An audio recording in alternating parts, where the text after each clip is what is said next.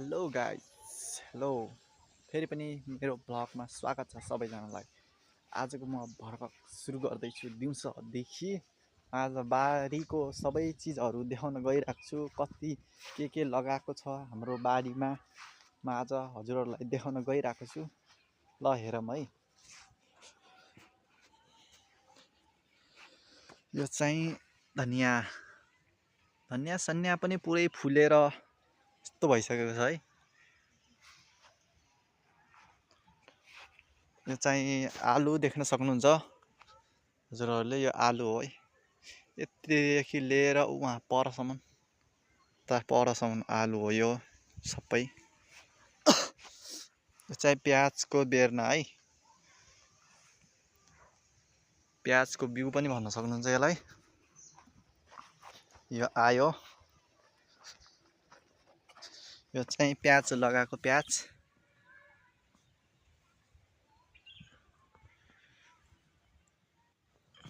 देख्न सक्नुहुन्छ यो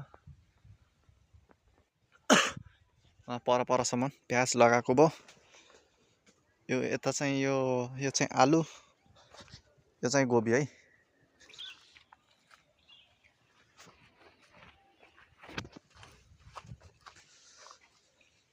गोबीहरू हुँदैछन्, फुल बन्दा यता फुल बन्दाहरू यता भइरहेको छ।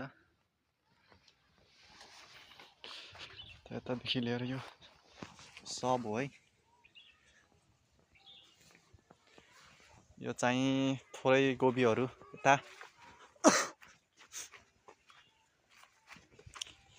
यो चाहिँ मैले देखाइसकेँ नै। यो चाहिँ ऊ भइगयो, प्याजको बिउ हो यो।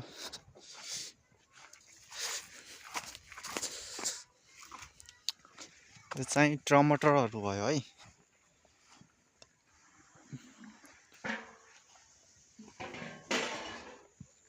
के भन्नुहुन्छ होला, यो चाहिँ टमाटरहरू भयो।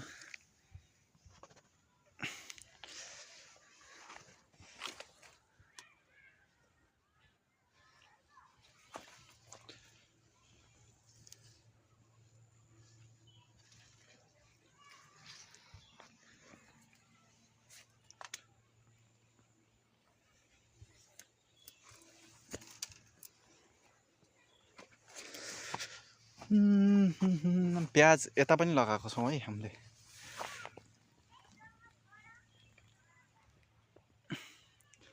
चाहिँ प्याजहरू भयो।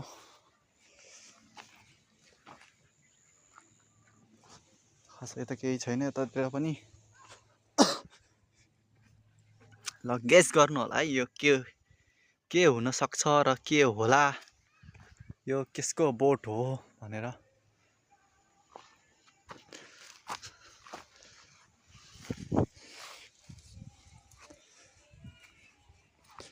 यतादेखि लिएर यतासम्म छ यो सबै। यो केसको बुटा होला, कमेन्टमा भनिदिनु होला। यो आयो खुर्सानीको बोट।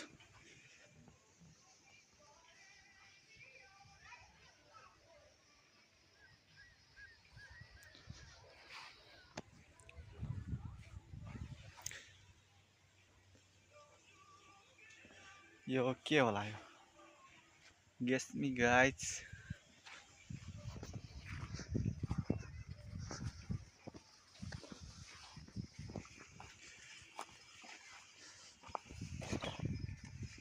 चाहिँ गोबीहरू भयो, बन्दाहरू गोबी भयो, बन्दा गोबीहरू भयो।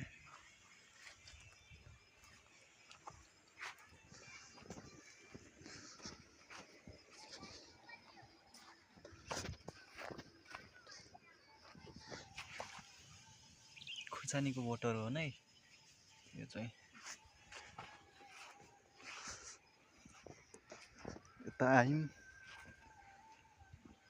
यो देख्न सक्नुहुन्छ ब्रोकाउली, यसलाई भनिन्छ broccoli.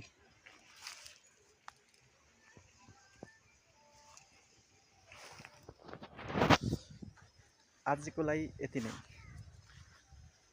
Please comment and subscribe गरिदिनु।